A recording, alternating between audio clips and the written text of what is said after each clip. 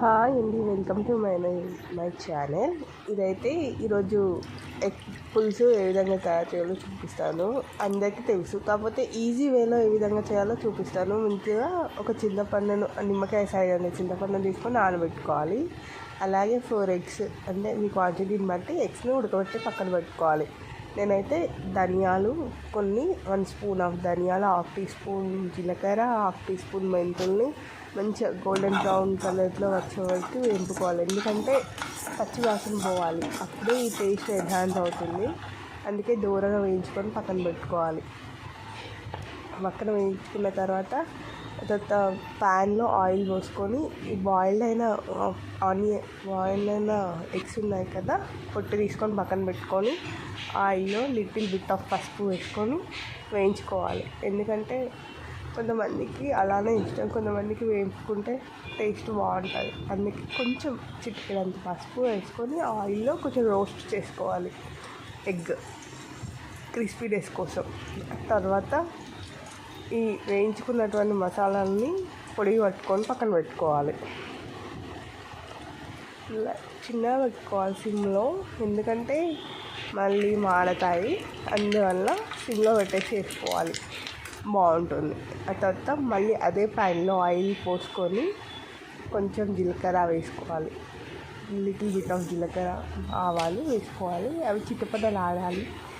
ఎప్పుడైనా మనం ఆయిల్లో ఇలాంటివి వేసినప్పుడు బాగా ఆయిల్ హీట్ ఉన్నప్పుడు వేసుకుంటే మంచి టేస్ట్ వస్తుందండి. వాసన మనకి ఆటోమేటిక్గా తెలుస్తుంది. తర్వాత 2 పచ్చిమిర్చి, కొంచెం మెంతాకు, నా దగ్గర కొంచెం ఉంది అందుకే మెంతి కొంచెం వేసాను. కరివేపాకు, ఆనియన్ కూడా చిన్నగా కలుపుకొని వేసుకోవాలి.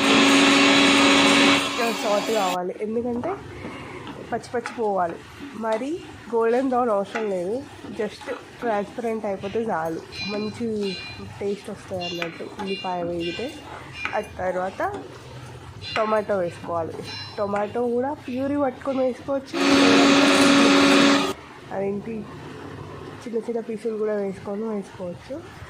ఇట్లా మీ ఇష్టం, ఇక మీ టేస్ట్కి తగ్గట్లు. ప్యూరీ అయితే ప్యూరీ వేసుకోండి, లేదంటే పీసెస్ కట్ చేసుకొని పీసెస్ వేసుకోండి. తర్వాత టమాటో కూడా వేసుకున్న తర్వాత కొంచెం మగ్గనివ్వాలి, మంచి కలుపుకోవాలి. ఆయిల్ ఇలా పైకి తేలి అంతవరకు కలుపుతూనే ఉండాలి. ఆ తర్వాత అల్లం వెల్లుల్లి పేస్ట్ వేసుకోవాలి.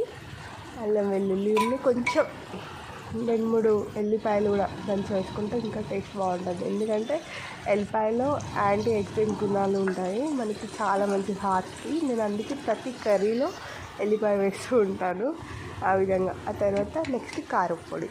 కారం కూడా మీ టేస్ట్కి తగ్గట్టు, నాకు చిన్నపిల్లలు ఉన్నారు అందుకే తక్కువ వేసుకుంటాను. తర్వాత సాల్ట్ వేసుకున్న తర్వాత అది కూడా కొంచెం మగ్గాలి.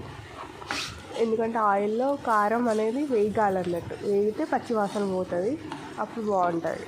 ఆ తర్వాత కొంచెం చింతపండు నానబెట్టుకున్నాం కదా, గుజ్జు తీసి పక్కన పెట్టుకొని ఇందులో పోసుకోవాలి. ఇలా ఆయిల్ పైకి తేలేటప్పుడు చింతపండు రసాన్ని అందులో పోసుకొని మంచిగా మసలనివ్వాలి. ఇక కొంచెం ఆ చింతపండు పులుపు కూడా వాసన పోవాలన్నట్టు, పులుపు వాసన పోయి తర్వాత మనం పట్టించుకొని పెట్టుకున్న జీలకర్ర, ధనియాలు, మెంతుల పొడిని కూడా వేసుకోవాలి. ఆ తర్వాత ఉడకబెట్టిన గుడ్లు కూడా అందులో వేసుకొని మంచిగా హోల్స్ పెట్టుకోండి. అట్లా కాదు, నార్మల్గా కూడా బాగుంటుంది. ఇలా కూడా మంచిగా మసలనివ్వాలి. మసలిన తర్వాత లాస్ట్లో కొత్తిమీర వేసుకొని దించుకోవడమే.